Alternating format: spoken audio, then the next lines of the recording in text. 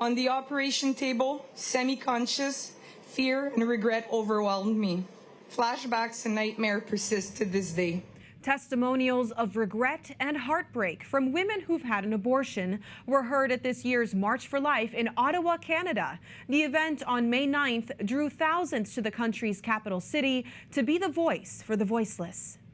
Abortion is commonplace in Canada. It was decriminalized in 1969. Currently, Canada is the only Western nation with zero legal protections for the preborn, meaning abortion is permitted for any reason or no reason whatsoever up until the moment of birth. Euthanasia and assisted suicide is another pro-life concern in Canada. Legalized in 2016, medical assistance in dying or MAID for people with serious and incurable illnesses or disabilities. Those conditions must be in an advanced state or of irreversible decline, and the patient must have enduring and intolerable physical or psychological suffering.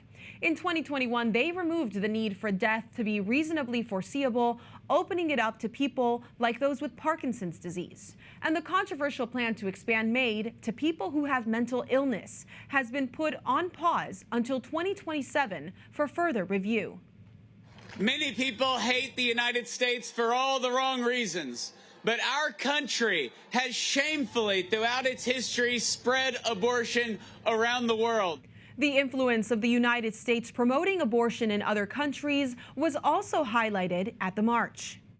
The overturning of Roe v. Wade by the U.S. Supreme Court sent shockwaves around the world, prompting some countries to enshrine so-called abortion rights into their constitutions, but also igniting a fire of hope for the pro-life movement, including those in Canada. A documentary focusing on how the pro-life movement in Canada can learn from the work done in the United States recently aired here on EWTN. It was produced and directed by Kevin Dunn, who joins us now to talk about it. Kevin, welcome to Pro-Life Weekly. Tell us about this film and what you learned from it.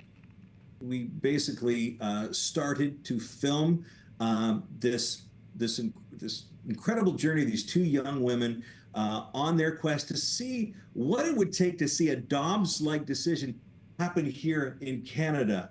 And so the overturning of Dobbs, the overturning of Roe v. Wade really gave us hope here in Canada, where hope seems to be just doesn't seem to exist, at least as we might think of hope. But of course, we know as Christians, hope always exists.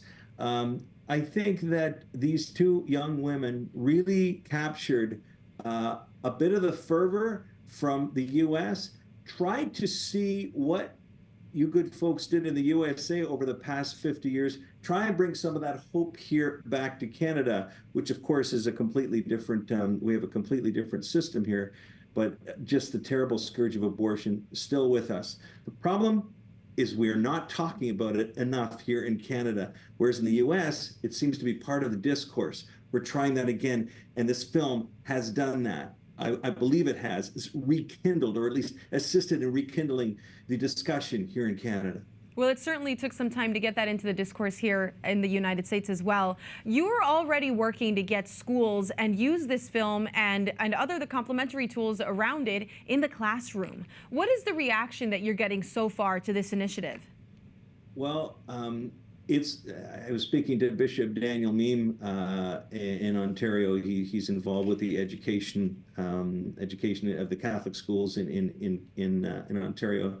He said, "Well done and much needed," were his words to me. So that was very it was just touched my heart, as did the Bishop Crosby in Hamilton, which is close to us in our diocese here in Hamilton, Ontario. So the response from the diocese has been great. The response, we're working with school boards to make sure that that meets curriculum standards, and to meet young people at a 101 level, because of the discussion we were just talking about is not happening. We need to introduce them again to the reality of the humanity of the preborn. And so the response has been great. We're still developing it. We hope to release it this fall into high schools, not only in Canada, but to have an international version as well. What can we learn from the US? What can we learn from Canada, whose track record is horrible with regards to human rights, so that countries around the world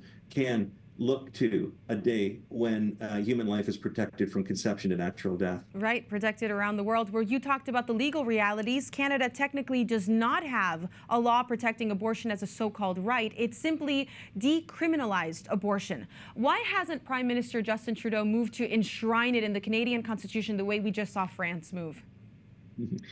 I can only surmise that to reopen the discussion. I mean, the pro-choice side, the pro-abortion side has everything they want. Why would he open it up for discussion again? If he enshrined it in law as they have in other places around the world, it would mean it having to go back to the courts, a discussion at the Supreme Court level. I surmise they do not want that. They have everything they want. So just let those pro-lifers do whatever they're going to do. We got everything we need right now. Whereas we continue at the March for Life through programs like ROE Canada and the other work we do at Dunn Media and, of course, through EWTN, who broadcasts, to keep this in the discourse. As hard as it is, as crazy as it is, they don't want to deal with it. They don't want to touch it. In the film, you'll hear different journalists talk about that. It's like, no, we don't want to talk about it. And I'm saying, yes, we need to talk about it. Our definition of human right, of when a human becomes a human, is at the time of birth. It's 400 years old. A baby only becomes a baby here in Canada by law when it is born. This is crazy. It's arcane. And so we need to open that discussion. And hopefully this film is going to do that. Well, we're grateful for your work, and we'll continue to share this with our audience. Thank you so much, Kevin. Thanks, Monty. You can watch the documentary ROE Canada, Finding the True North in a Post-Roe World on EWTN On Demand starting on May 29th. Just look under the pro-life section.